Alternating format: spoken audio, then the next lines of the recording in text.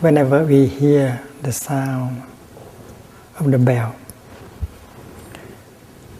we practice listening to the bell deeply.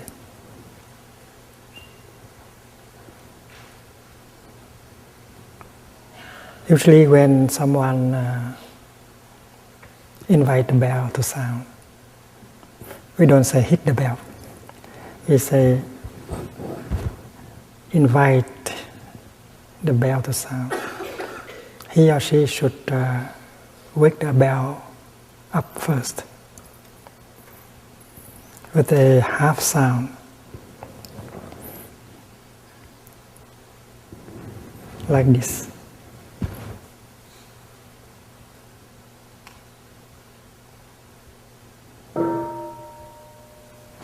That is a half sound.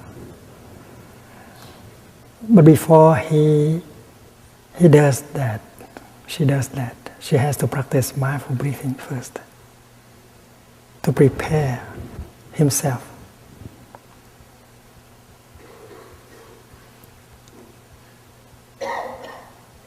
And there is a verse for the bell master to use for breathing in and breathing out, and to make himself or herself available to the bell, qualified as a bell master. You just cannot pick up the instrument and then you make the sound. You have to prepare yourself. So holding the, may I borrow it?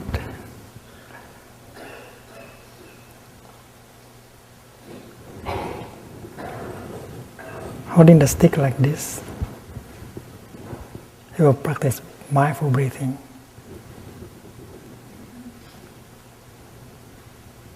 A few times in order to calm himself down, to make him or her into a real bell master. And the verse is like this: body, speech and mind in perfect oneness. I send my heart along with the sound of this bell. May the hearers awaken from their forgetfulness and transcend the path of anxiety and sorrow.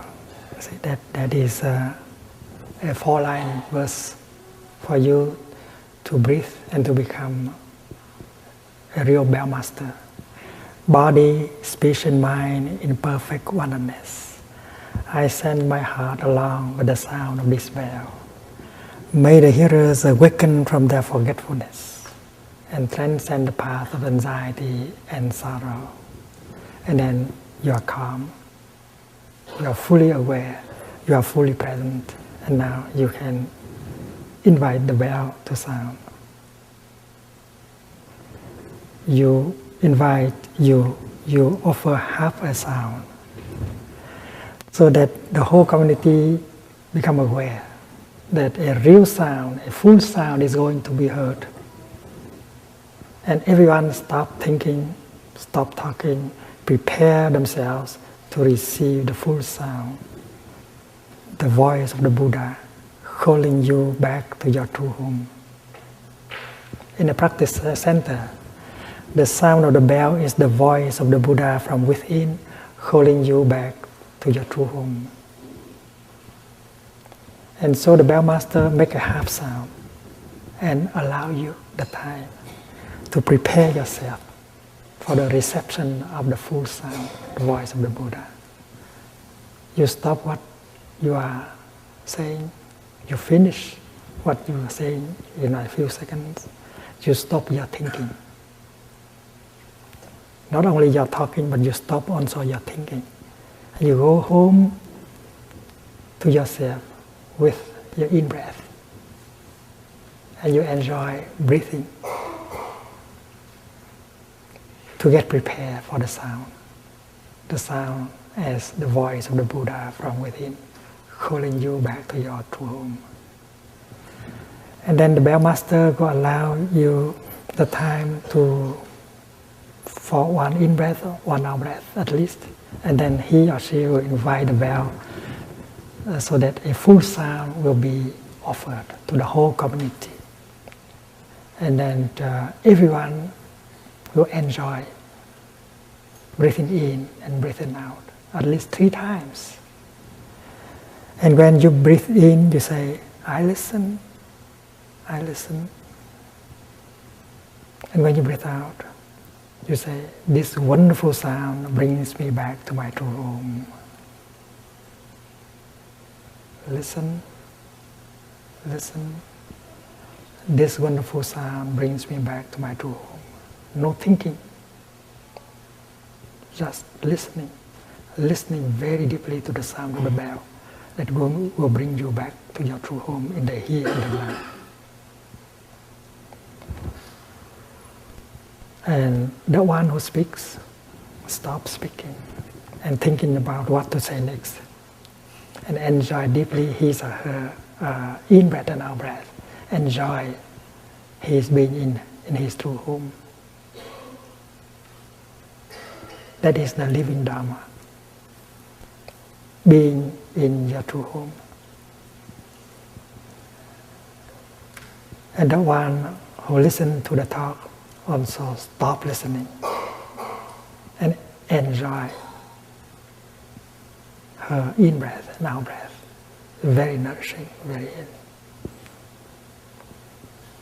In Plum Village in France, not only we enjoy the sound of the great bell within our center, but whenever the bell, the church bell nearby sound, we also stop and enjoy the church bell.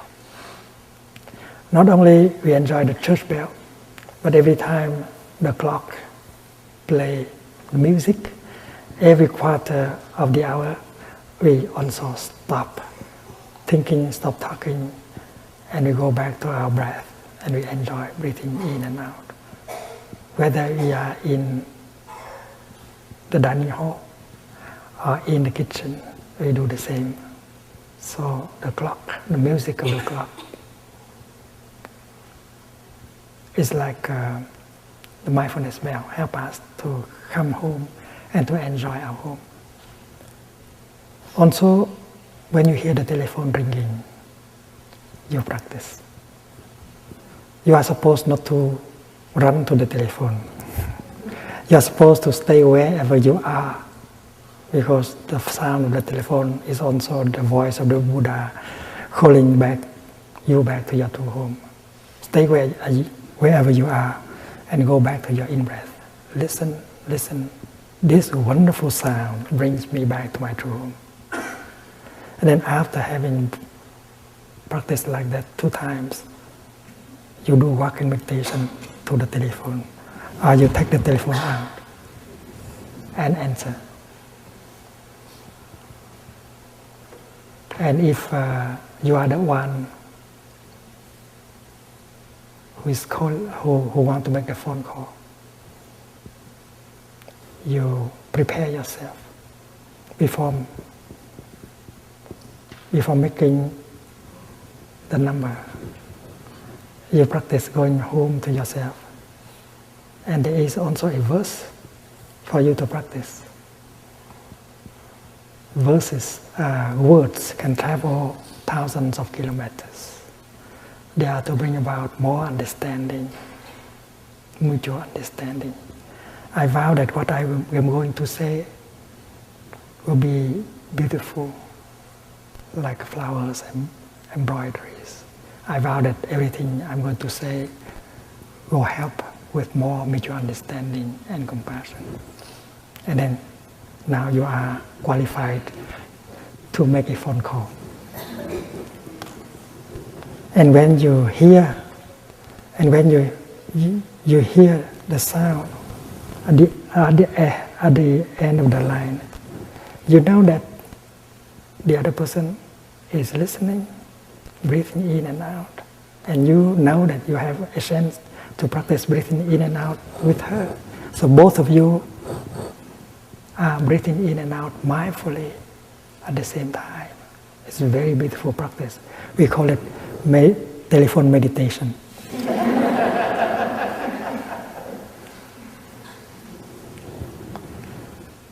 And then in Plum Village, in the Deer Park Monastery also, if we use the computer is programmed so that every quarter of the hour there will be a bell of mindfulness, so that you can stop your work and go home and enjoy your in-breath and out-breath. And you know that when you call Plum Village or Deer Park, you don't expect them to answer right away after the first ring. They are breathing in and out.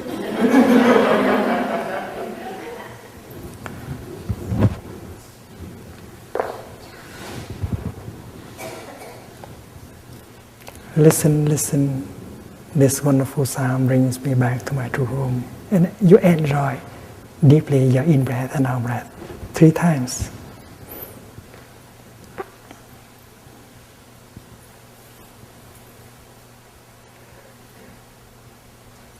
The bell master tonight is a monk from New Zealand.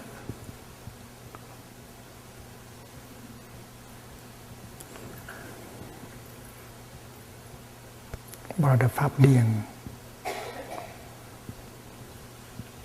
the field of the Dharma.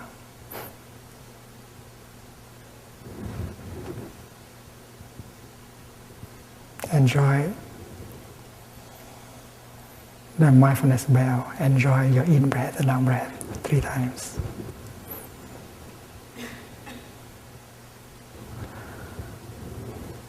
Or you might like to say, I listen deeply. This wonderful sound brings me back to my true home. Or you may say, breathing in, I feel calm, I relax. Breathing out, I smile. Calming, smiling. Breathing in, I establish myself in the present moment. Breathing out, I know this is a wonderful moment. Calming, smiling. Present moment, wonderful moment.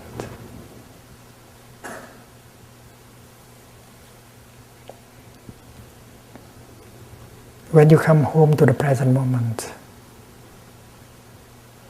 with your in-breath,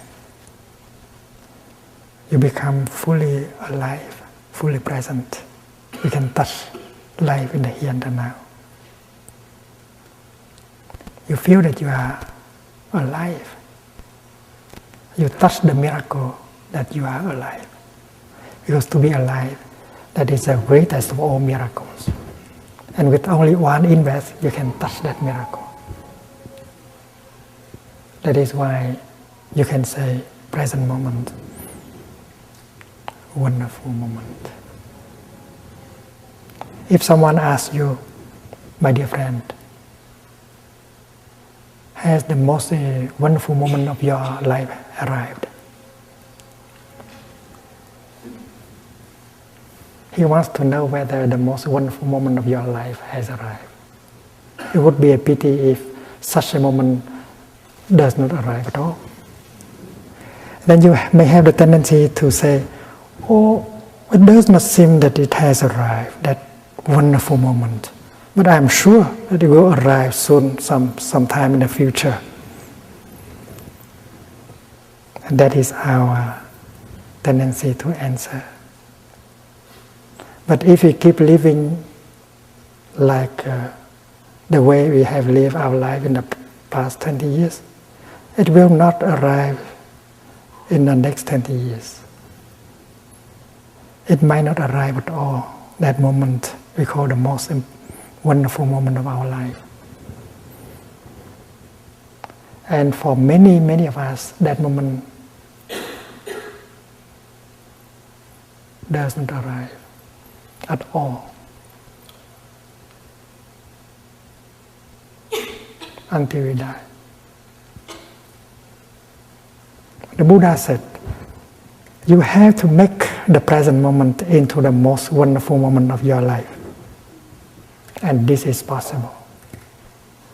Because if you are able to go home to the present moment, to the here and the now, become fully alive, become fully present, you can touch all the wonders of life within yourself and around you. Everything belonging to you is a wonder.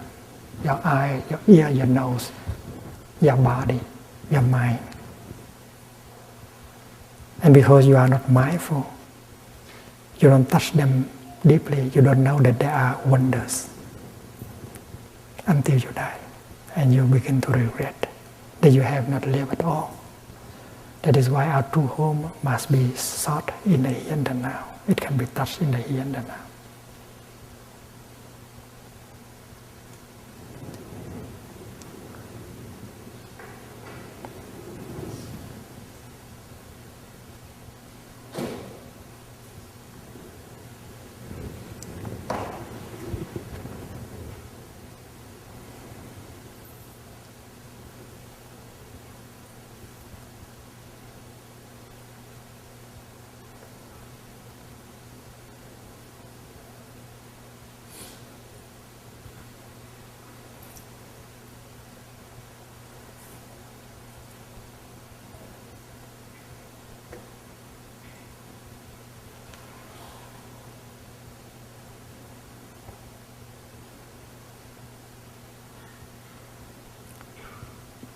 My true home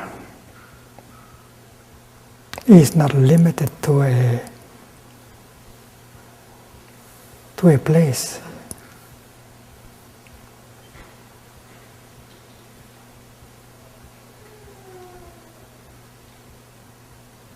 To a time.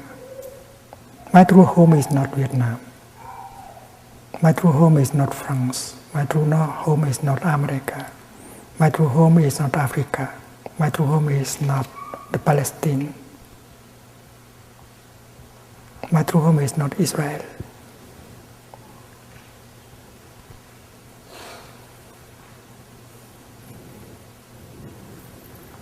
Although they don't let me go back to Vietnam, I still have my true home available in the here and the now.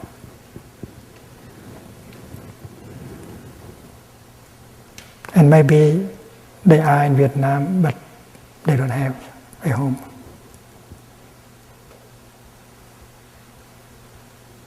That is why I don't feel as a victim.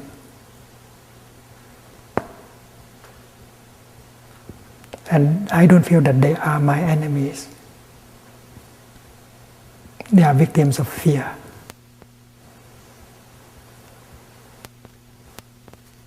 They believe that if I go home, I will create an atmosphere of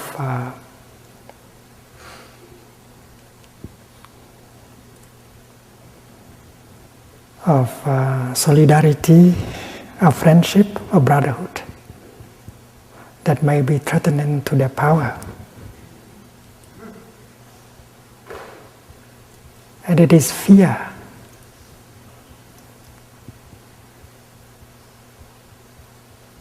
that is an obstacle.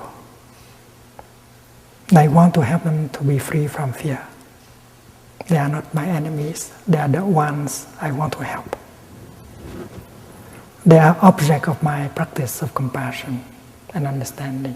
I have no enemies.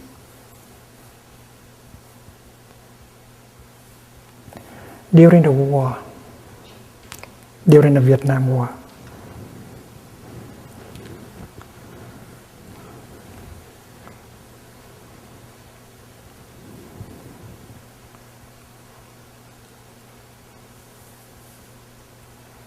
it was so difficult for us to voice our concern.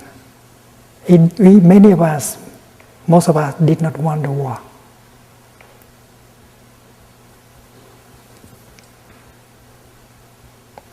The war put us in a situation where brothers have to kill brothers and kill with foreign weapons and ideologies. Communism and anti-communism are imported. Also weapons used by the communists were imported. Weapons used by the anti-communists were imported. So they gave us guns and ideologies and urged us to fight each other and kill each other. We started a movement called Don't Shoot Your Brother. And our voice was silenced by both sides of both warring parties. We try to speak out. We try to tell you in the world that we don't want the war. We don't want the killing of each other with foreign weapons and foreign ideologies. And yet we were forced to do so. So those of us who practice mindfulness, understanding and compassion, we did not want to accept the war. We wanted to reconcile. And our voice was not allowed to be heard. Sometimes we have to burn ourselves alive in order to get the message across. Thích Quảng Đức, a friend of mine, one day he burned himself. And his picture appeared in the international press. I was in New York. And I saw that picture in the New York Times front page. He's a friend of mine. Nhất Hạnh, one of the first 6 members of the Order of Interbeing, my disciple, she burned herself, calling for reconciliation. She went to the Thượng temple very early in the morning, about 2-3 o'clock in the morning. She put a statue of the Virgin Mary and Kuan Yin. She left behind a set of letters calling for the President of North Vietnam, the President of South Vietnam, for everyone to come together and stop the act of killing each other. And then she doused herself with gasoline and she burned herself.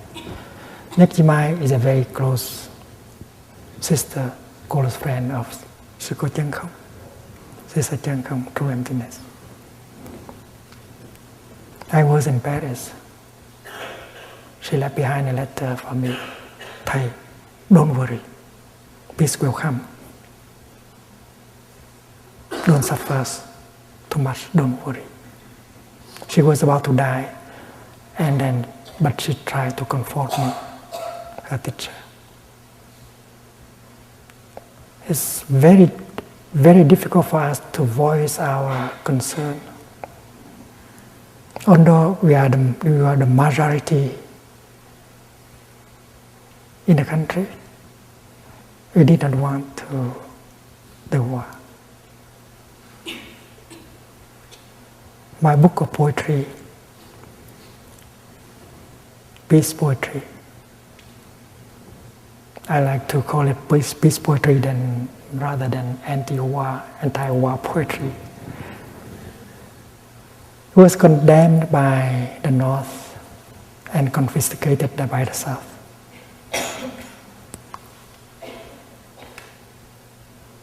So when Cornell University invited me to come and make a series and give a series of lectures, I took the opportunity to go out and to call for peace.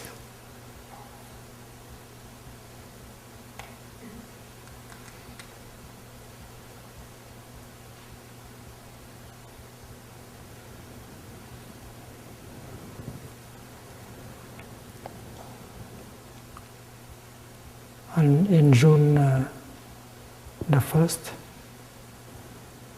In the year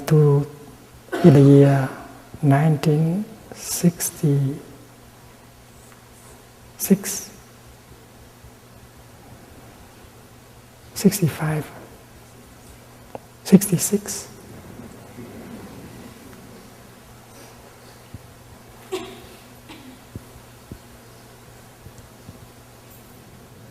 I met Martin Luther King in Chicago.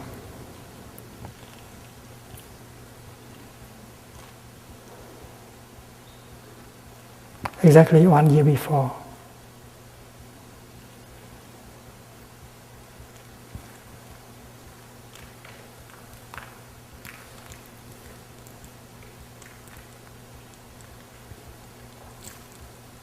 Exactly 1 year before. On June the 1st, 65, I wrote him a letter explaining to him why we had burned ourselves. This is not an act of suicide. This is an act of love.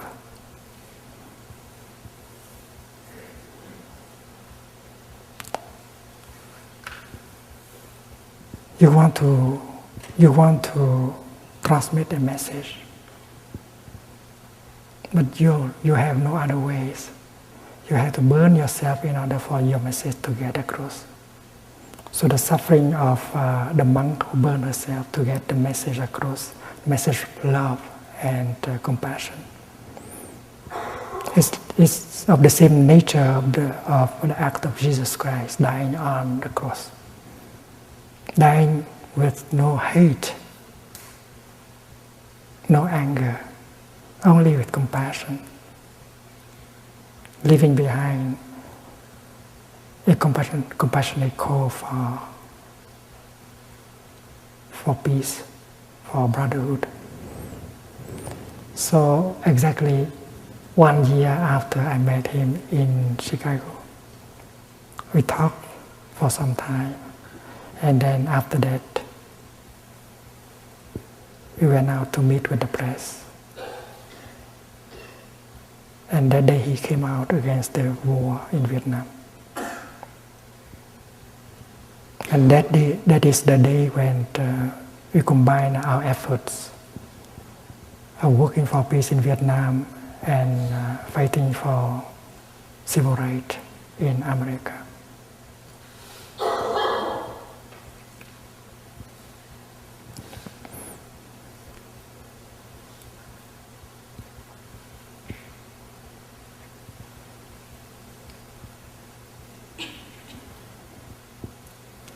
Two years later, I met him again in Geneva.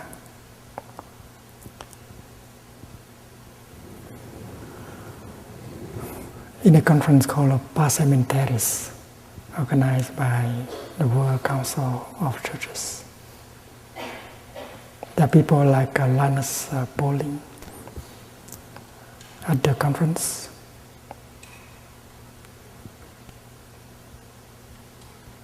He stayed in the 11th floor.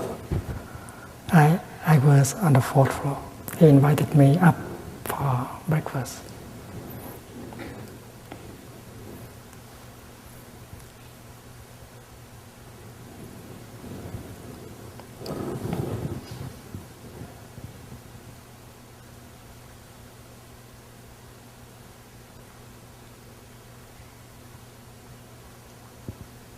I was retained by the press. I came up late. And he kept the breakfast warm for me and waited for me.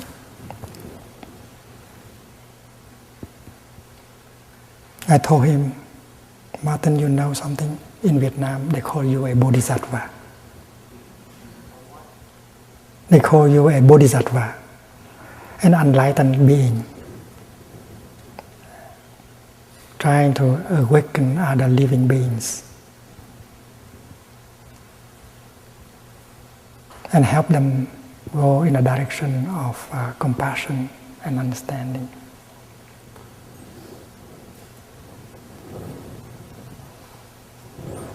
I'm glad I had the chance to tell him. because a few months later he was assassinated in Memphis.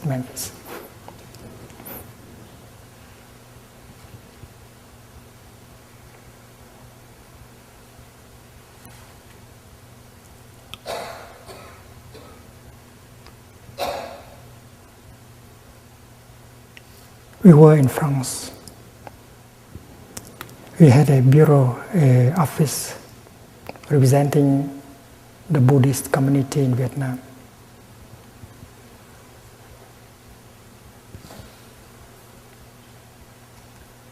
And we wanted to represent the mass of people who did not have a voice.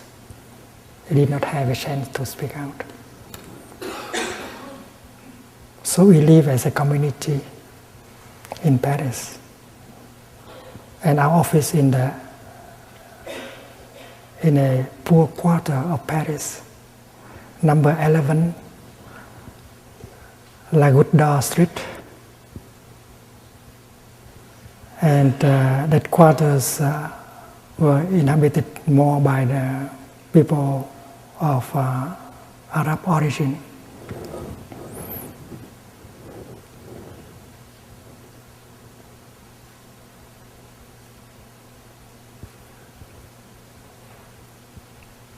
Every time I apply for a visa to go to America, it was turned down automatically.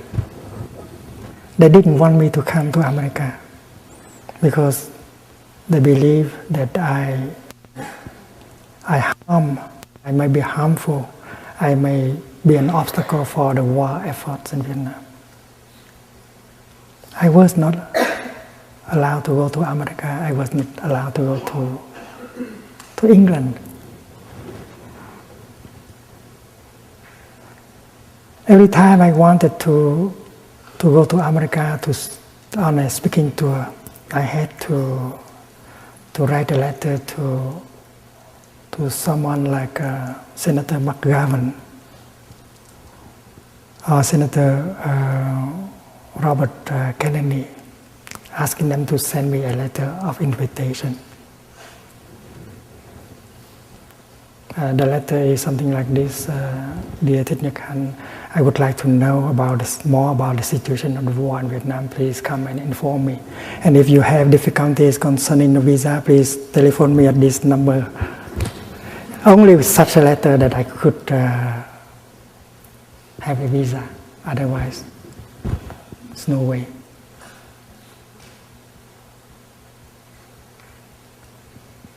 I remember one day I flew from Japan back to Paris. I did not have a visa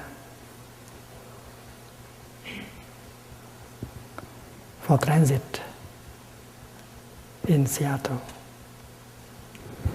I flew from Tokyo to New York via Seattle and then to Paris. I want to stop in New York in order to meet with a friend in the peace movement, Alfred Hassler of the Fellowship of Reconciliation. And when I landed in Seattle, I was locked in a place where I could not see anyone.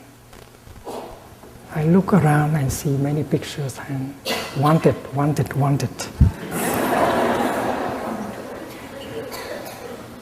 They took my passport. They didn't allow me to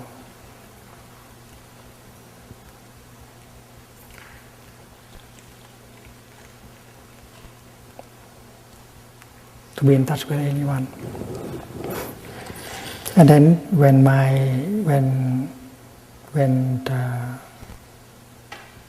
the plane is about to take off, they gave my passport back. It's very difficult.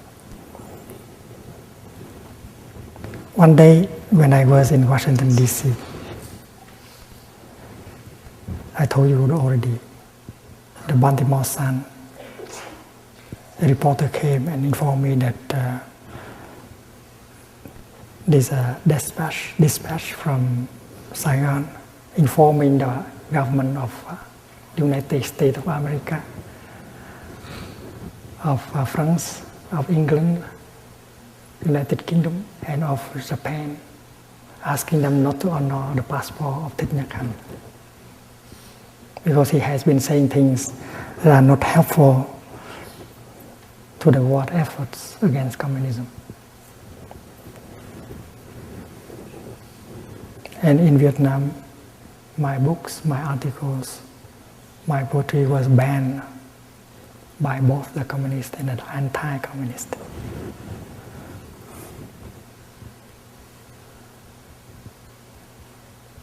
I risked deportation and put in jail because what I had done, calling for peace and speaking against the war.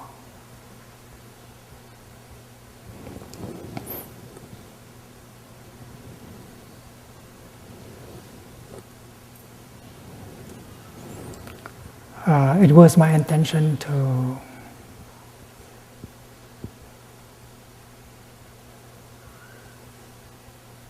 go only for 3 months, to give the series of lectures in Cornell, and then to make a tour of America and Europe and go home. I was working with my friends in a school of youth for social service, the Van Hanh Buddhist University that I helped found it in '64. All my friends, co-workers were in Vietnam. I didn't want to go very long. I intended to come here only for 3 months. But it has been 38 years already. I have not been able to go home. 38 years. And that is why I have been sharing the practice with friends in Europe, in America, in other countries. But because I have found my true home, I don't suffer.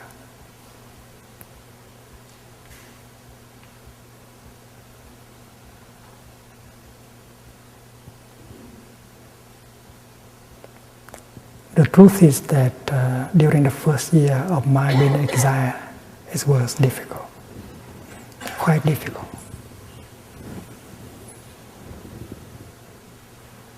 Although I was already 40,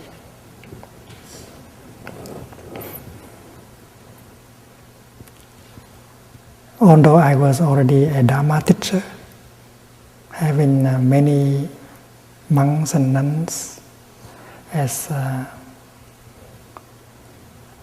students, disciples, and yet I had not found my true home. I can give very good lectures on Buddhism, on the practice of Buddhism,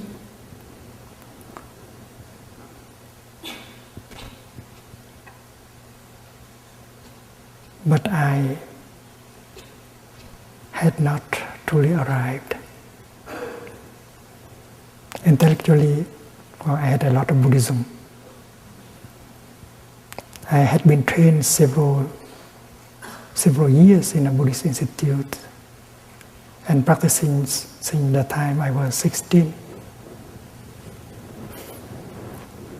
And during the time I was a young monk, I tried my best to renew Buddhism, update Buddhism, so that Buddhism can respond to the real situation of suffering, called engaged Buddhism. The kind of Buddhism that can offer you the answers to the burning question of society. Questions like war, social injustice, political suppression, poverty, violence, and so on.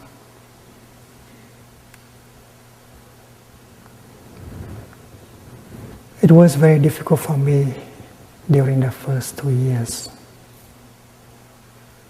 because my intention was to bring about information to the world, the kind of information that were not available to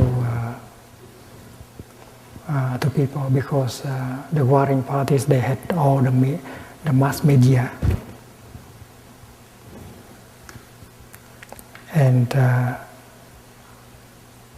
in speaking tour, I slept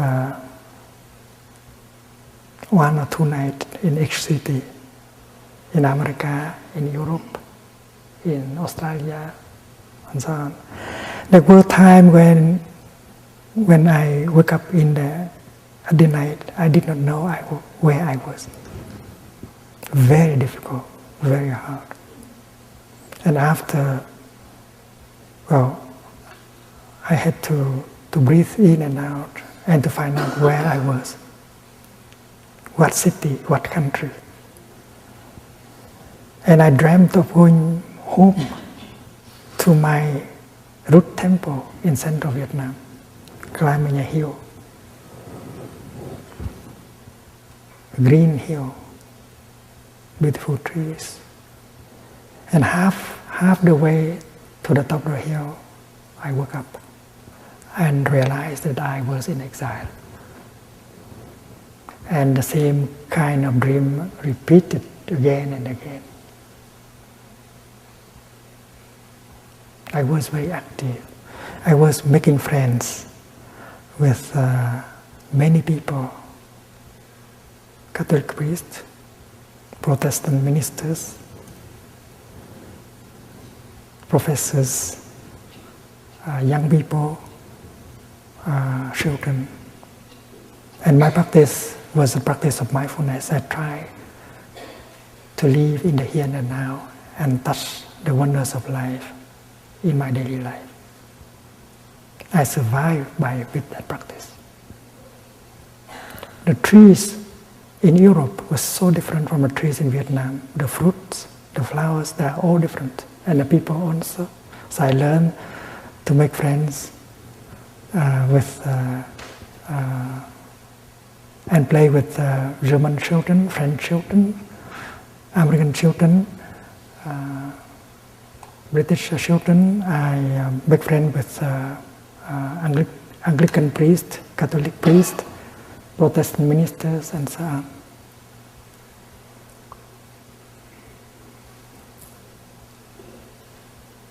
But thanks to that practice, I was able to find my true home in the here and the now.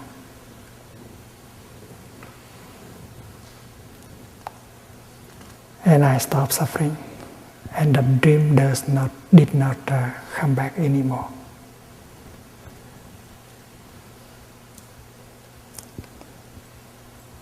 People think that I suffer when I cannot go back to Vietnam, but that's not the case. If I go to Vietnam, that would be a joy to be able to offer the teaching to the monks, the nuns, the lay people there, and talk to the artists, to the writers and others. But if I cannot go, I don't have to suffer. I can meet with people, other people in other countries, like in China, in Korea, in Japan, in Spain, in England, in Canada, and so on.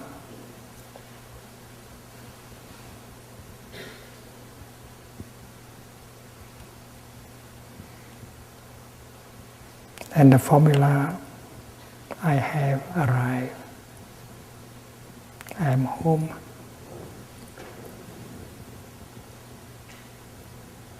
Is the embodiment, the expression of my practice.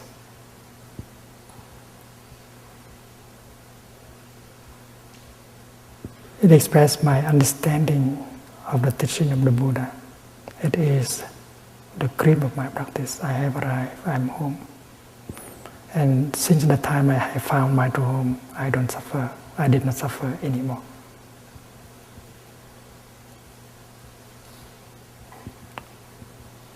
The past is no longer a prison for me. The future is no longer a prison for me. I'm able to live in the here and the now. I'm able to touch my true home. And I know that the future is available through the present. This is what I have found. When you touch the present moment deeply, you touch the past. And if you know how to handle the present moment properly, you heal the past.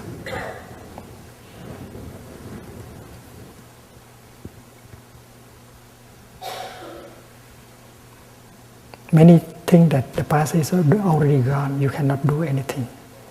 You cannot go back to the past and fix things and repair things. But according to this teaching of the Buddha, the past is still there with all the pain and suffering. And if you know how to come home to the present moment and touch the present moment deeply, you touch the past and you can heal the past. And when you heal yourself, you heal your ancestors. And this is possible. My ancestors have suffered in me. I have also suffered. And since I am able to touch the present moment deeply, I heal myself and I heal my ancestors, including my parents, my father, my mother, my brother, my sister, my grandfather, my grandmother. When I practice walking, I generate the energy of freedom and solidity. And I feel that all my ancestors enjoy the freedom and the solidity that I generate with the practice of walking. Because to me, my ancestors are always alive in me, fully present in me, in every cell of my body. And if I am free, they are free. If I am healed, they are healed. When I take a step with solidity and freedom, all of them take that step with me. And you have to take that step with all your being. Full awareness, full concentration, in order for that step to be really solid, to be free, in order for you to be able to touch life, the wonders of life in that moment, that is healing and nourishing. So the act of making a step is an act of freedom, an act of liberation. You liberate yourself, you liberate your ancestors. It's an act of revolution. Please believe me. You cannot make such a step unless you invest entirely your body and your mind. 100%. When you breathe in, you bring all yourself together, body and mind. You become one. And equipped with that energy of mindfulness and concentration, you make a step. And you have the insight that this is your true home. This is, you are alive, you are fully present, you are touching life as a reality. Your true home is not an abstract idea. It is a solid reality that you can touch with your feet, with your hand, and with your mind.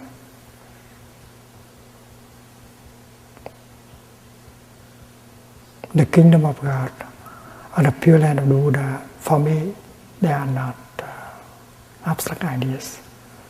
That is something you can touch in every moment, you can live in every moment. It is available in the here and the now.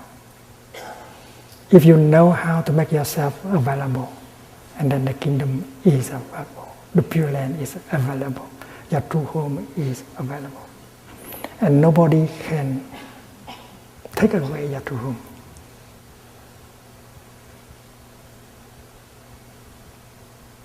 They can occupy your country, yes. They can put you in prison, yes. But they cannot take away your true home and your freedom.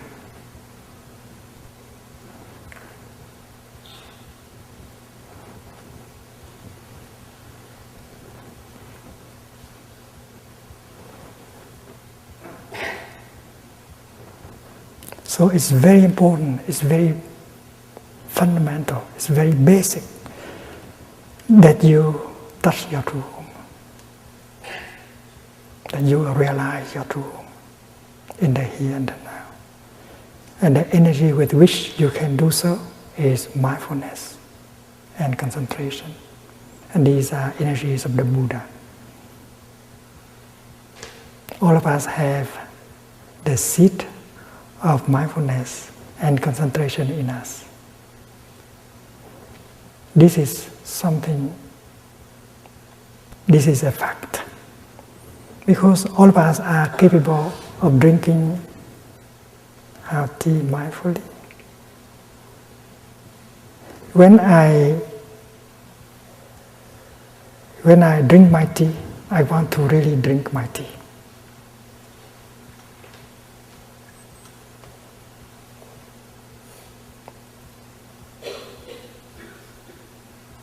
I may like to breathe in order to bring my mind home to my body and establish myself fully in the here and the now. You have to be there, fully. And when you are there fully, the tea will be there for you fully. If you are not there, the tea is just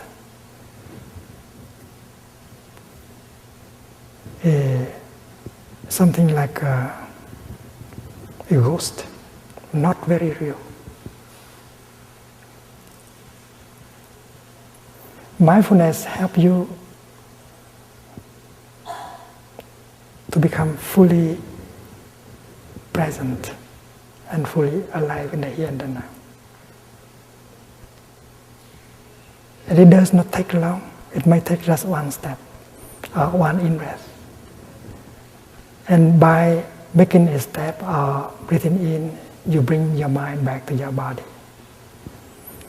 In your daily life, maybe your body may be here, but your mind may be there. They go into different directions. And you are in a state of distraction.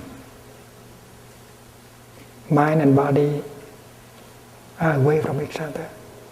Your mind may be preoccupied by your project, your fear, your anger, caught in the past, caught in the future. But between your mind and your body there is something.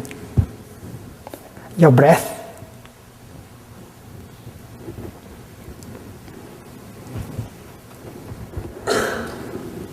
And as soon as you go home to your breath and you breathing in, I know I am breathing in. And then your body and your mind come together very quickly. While breathing in, you don't think of anything. You just focus your attention to your in-breath. You focus, you invest 100% of yourself into your in-breath. You become your in-breath. There is a concentration, mindfulness of your in-breath, concentration and your in-breath that will make body and mind coming together in just one moment. And suddenly you become fully present, fully alive.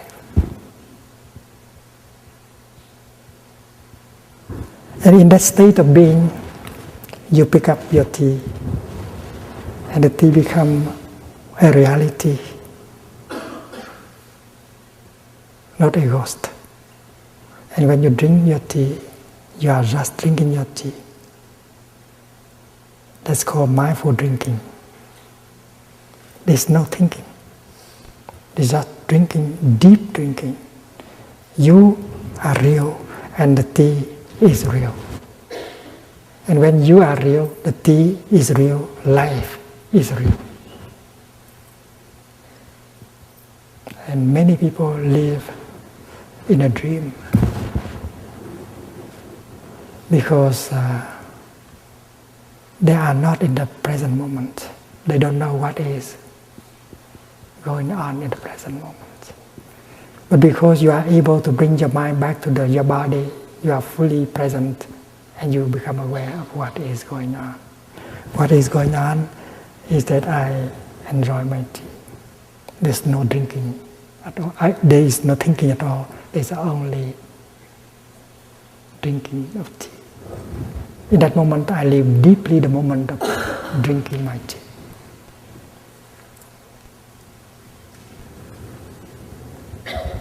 When I breathe in, I become fully aware of my in-breath. My in-breath becomes the object of mindfulness. My in-breath becomes the object of my concentration. And that is why my body comes home to my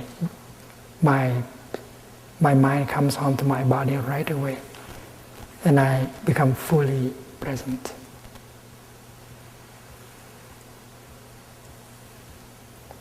Suppose a group of people stand there and contemplate a beautiful sunset.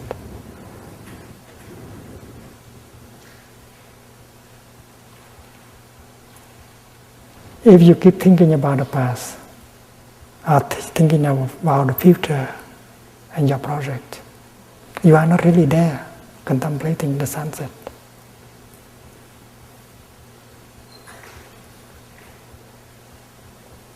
The sunset is not for you. So if you practice breathing in and out, become available in the here and now, and this beautiful sunset is for you. Breathing in, I know the sunset is there. Breathing out, I smile to the beautiful sunset. In that moment, life is real.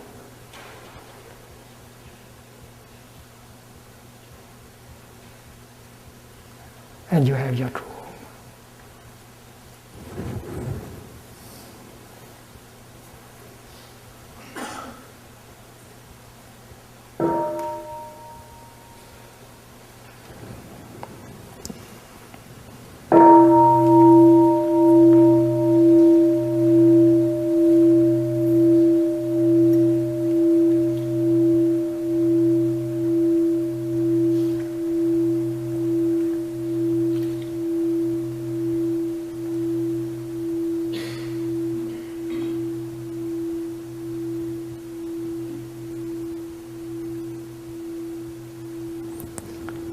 When you go back to the present moment, you might encounter the wonders of life that are refreshing and healing. You may encounter suffering, violence, hate, fear, discrimination.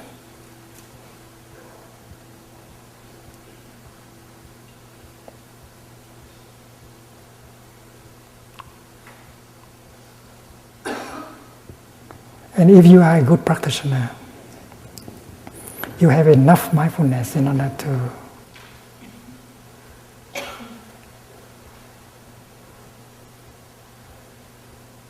handle whatever needs to be handled. Suppose anger is coming up in you as an energy. As a practitioner, you don't allow anger to be alone in you, because if you let anger to be alone in you, anger will cause a lot of damage in your body, in your mind, and maybe around you. That is why we practice mindfulness of anger. Breathing in, I know anger is in me. Breathing out, I smile to my anger. embrace my anger.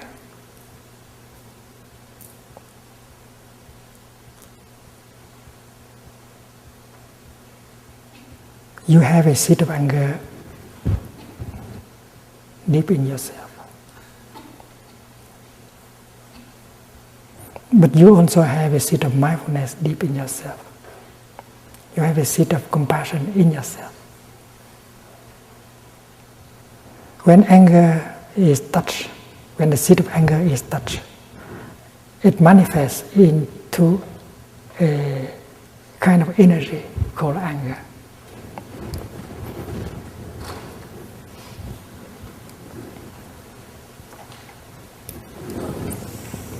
Suppose this is your consciousness, and it has two layers. The lower layer is called store consciousness,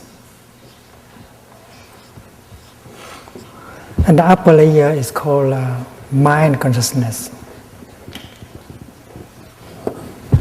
You have a seed of anger here. You also have a seed of joy, of mindfulness, of compassion, of non-discrimination. You have a seed of anger, of despair, of jealousy, of discrimination in the depth of your consciousness. But when the seed of anger is left alone there in the store consciousness, you don't water it, no one come and touch it, you are okay. You can laugh, you may have a good time. But that does not mean that you don't have the seed of anger in you. As soon as you hear someone saying something or doing something, the seed of anger in you is touched. And it becomes a zone of energy on the realm of mind consciousness. In Buddhism, we call it a mental formation. Anger is a mental formation.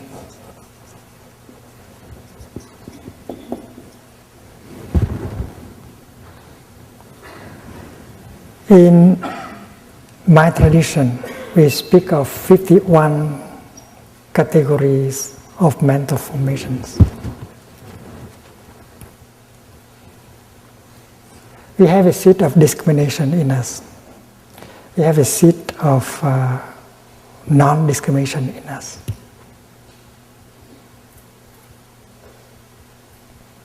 That is true. If the seed of discrimination is watered every day, it becomes very important. And it doesn't allow the seed of non-discrimination to manifest. If the seed of anger becomes stronger and stronger every day, the seed of compassion have less chance. And that is why every time a negative seed is touched and manifest, we have to take care of it. That is why I spoke about mindfulness of anger. When mindfulness is the capacity of knowing what is happening is anger has manifest. So as a practitioner, you ask the seed of mindfulness to manifest at the same time. And if you are a diligent practitioner, the seed of mindfulness in you is strong enough,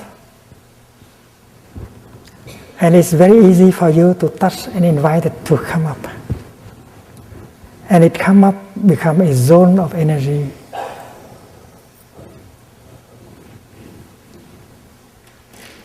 Suppose anger is energy 1. Mindfulness is energy 2. Mindfulness is mindfulness of something. And here, mindfulness of anger. Mindfulness here has the following function: recognizing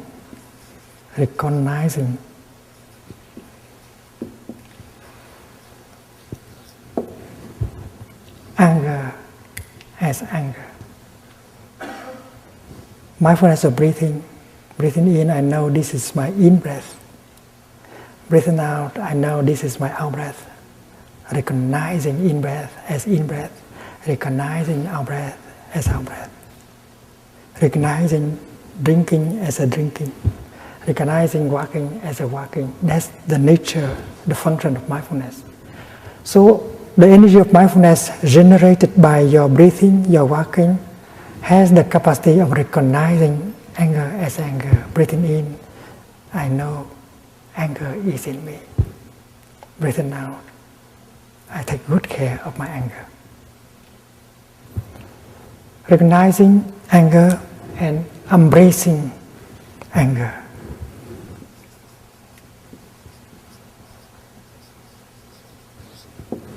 This is an art. This is a practice. There's no fighting. Mindfulness is generated not to fight anger, but to recognize anger and to hold anger very tenderly. That is Buddhist practice. You do not transform yourself into a battlefield. The good fighting the ego, that's not Buddhism. Because you are mindfulness, but you are also anger. And mindfulness plays the role of a big sister, holding the angry, the suffering younger sister and help her to transform.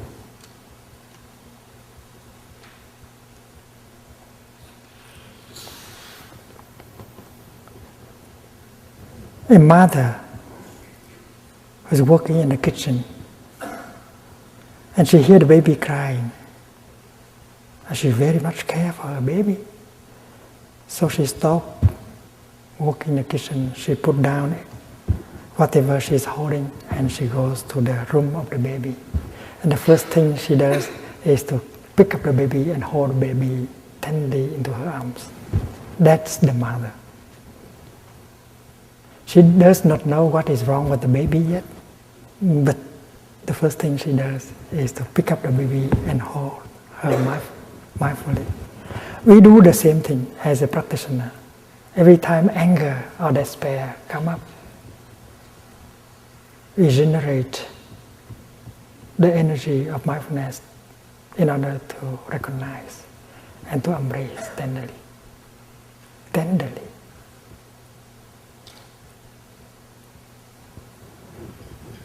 And if we know how to practice mindful walking or mindful breathing, we continue to generate mindfulness.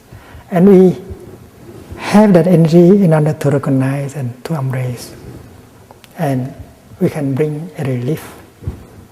Because mindfulness as an energy, embracing anger as another source of energy tenderly. Big brother, younger brother. Although the mother has not realized what is wrong with the baby, but the fact that she is holding the baby tenderly can already bring a relief to the baby, and the baby may stop crying. And if the mother continues to hold the baby tenderly with mindfulness, she'll find out what is wrong. The baby may be hungry, the baby may have a fever, or the diaper may be too tight. As a mother, she can find it out very quickly. As practitioner, you can find out very easily why this anger. And you can see the roots of that anger. You find out the nature of that anger, the root of that anger.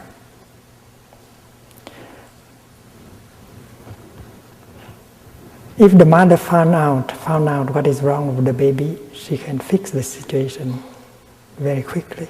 If the baby is hungry, she gave her some milk. If the diaper is too tight, she just undo it and do it again. So after having embraced tenderly your anger, you might like to continue the practice of mindful breathing, the practice of mindful walking, and look deeply into the nature of your anger and find out what is the root of your anger. recognizing, embracing, and looking deeply.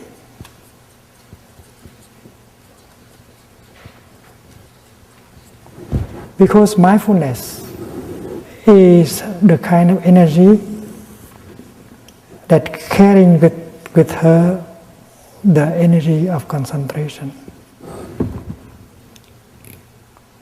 Wherever mindfulness is, concentration is also.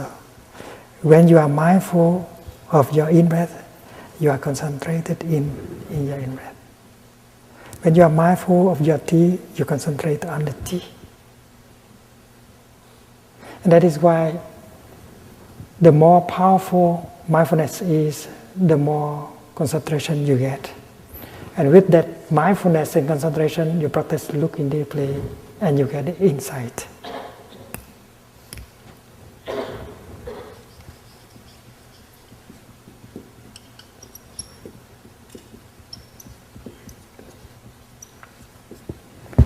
And that insight is going to liberate you, transform your anger.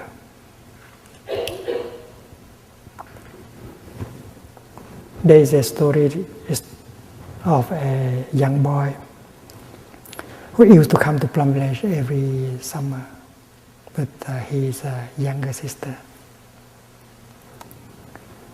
And they practice mindfulness as children. The boy had difficulty with his father.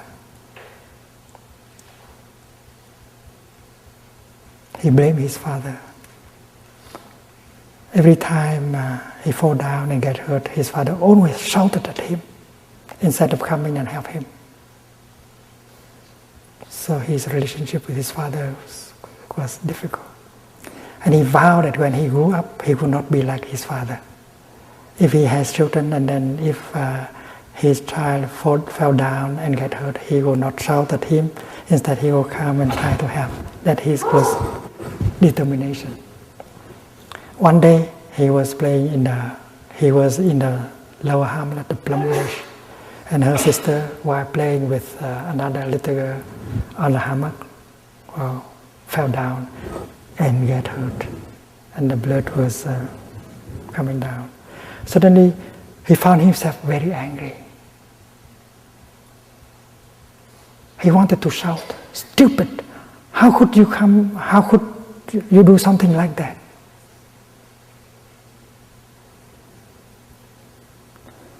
And because he had been practicing mindfulness, he was able to refrain from shouting.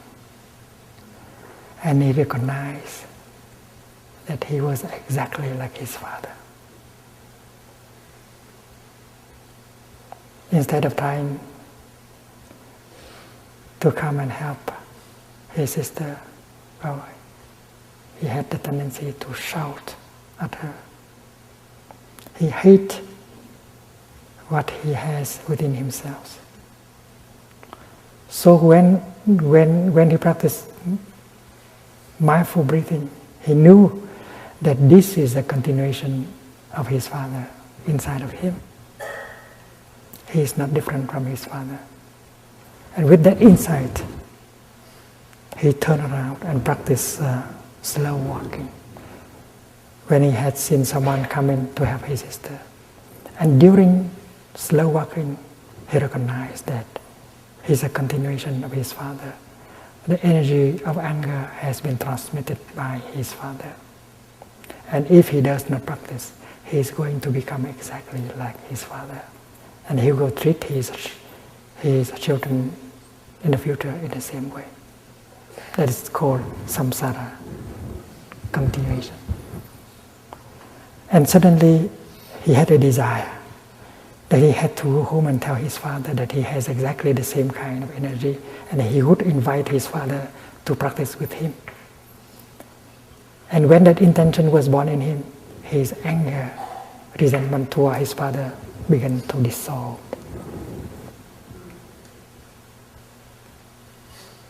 What kind of insight did he get? He got the insight that he is exactly like his father. He has the same kind of habit energy. And that is why he wanted to practice. And he see himself as a victim of that energy, victim of the transmission of that habit energy. And he saw that his father also was a victim of that transmission. His father may have got it from his own father. And when he had that insight, his anger vis-a-vis his father just stopped. He got a transformation. I think for a young man of 12, that is a remarkable achievement. It is insight that transforms our afflictions. And mindfulness has the power of recognizing, embracing, looking deeply, getting the insight that transforms you, that get you free.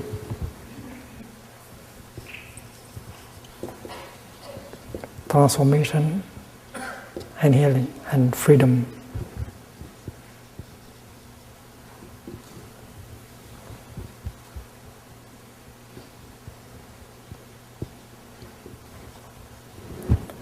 And when the young man is liberated, the father in him was liberated, and the ancestors in him are liberated, he ends the circle, the round of samsara.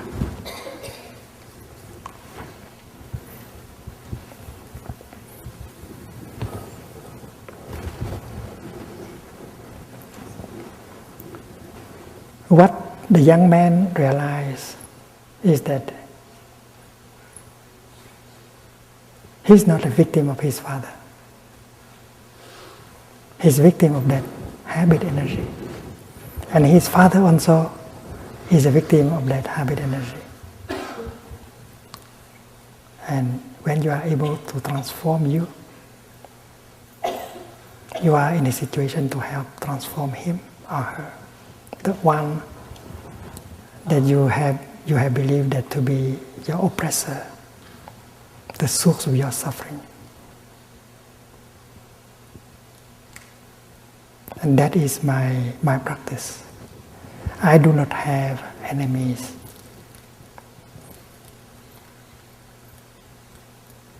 Even they have created a lot of suffering, a lot of injustice. They have tried to kill me,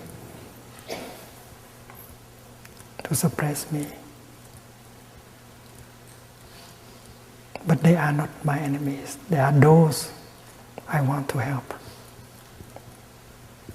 Because I have become free. I have changed myself. I have transformed myself. That's why I do not no longer see myself as a victim. I know that if I can transform myself, I can transform them. I can help transform them. If you practice, and if you can transform your mind, your heart, you become a bodhisattva. And then you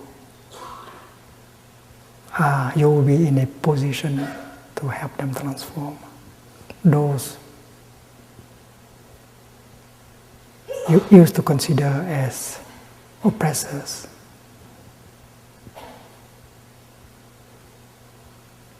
abusers, those who consider to be the one who discriminate against you, trying to suppress you and kill you and so on. They are also victims of their own ignorance, their own anger. They don't know how to handle their craving, their anger, their violence, their fear. So the path is to transform yourself into a bodhisattva with plenty of understanding, insight, and compassion. And when you have these energies, you are free. And you are in a position of helping other people to become free also. This is the path shown to us by the Buddha. And as every one of us has the seed of mindfulness, concentration, and insight in himself or in herself, we are able to cultivate these three kinds of energies for our own liberation and healing. And we shall use the same kind of energies to help the transformation and healing of the world. When you look up, you see a temple. The temple is in your heart, the lotus in your heart. And underneath there was the word smrti. Smrti means mindfulness. And then there is the word samadhi, it means concentration. And there is the word prajna, that is insight. And that is the kind of energy that are in us to be cultivated, to develop. That is the energy of the Buddha in us. The energy of transformation and healing. During our retreat, we practice mindful breathing, mindful walking. And that is why we are encouraged to use our time for the practice. If we talk a lot, there will be no time to enjoy our in-breath, our breath, our walking. There will be time when we are encouraged to talk to each other, Dharma discussions. We will be sharing our insight, our way of overcoming our suffering.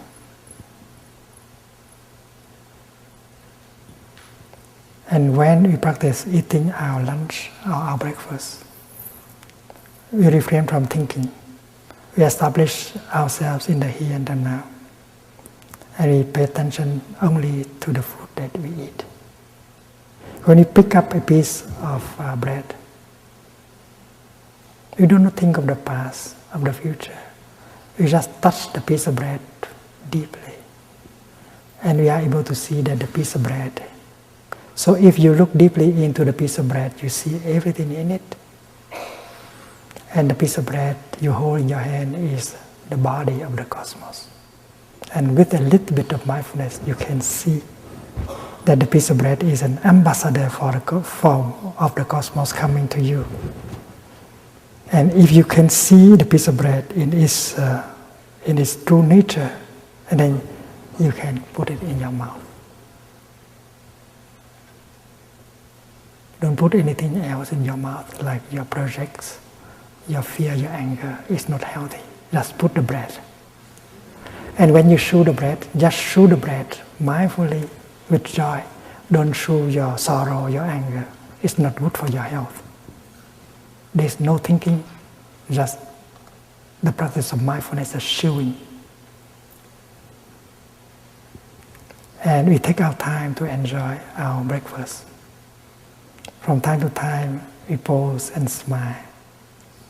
The brother in front of you is you. The sister on your left is you. They all belong to the Sangha. And together we generate the mindfulness of the energy of mindfulness. The collective energy of mindfulness while walking, while sitting, while eating will be powerful. And it will penetrate into each of us. We'll be healed by the collective energy and nourished by the collective energy. Alone in our living room, we can generate the energy of mindfulness. But compared to the collective energy of mindfulness, well, it's not much. Therefore, to be in a Sangha and to allow ourselves to be penetrated by the collective energy of mindfulness of Sangha is very important. So the coming together of a Sangha is a very important fact. It's a miracle. And we should profit from the opportunity. Allow ourselves to be transported by the collective energy of Sangha. Allow the Sangha to embrace our afflictions, our pain, our sorrow. The Sangha is the boat that helps you to float on the river of suffering. Allow yourself to be transported by the Sangha, by the collective energy of mindfulness. And while eating, you enjoy the time being with the Sangha. You smile to your brother and sister in the practice. You allow yourself to be nourished by the collective energy of the Sangha. And every moment of our daily life, mindfulness helps us to be in the here and the now. And the real practice, the true practice, is to allow every moment of our daily life to be a joyful moment. That will be possible thanks to the power of mindfulness and concentration generated by yourself and generated by your Sangha. Tomorrow we shall have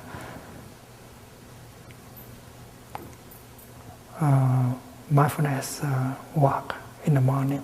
We shall be walking together. We walk in such a way that makes the kingdom of God real, available in the here and the now. That several of us are very used to the practice. We will walk together and generate the collective energy of mindfulness together. And you will see that the kingdom, the Pure Land, is available.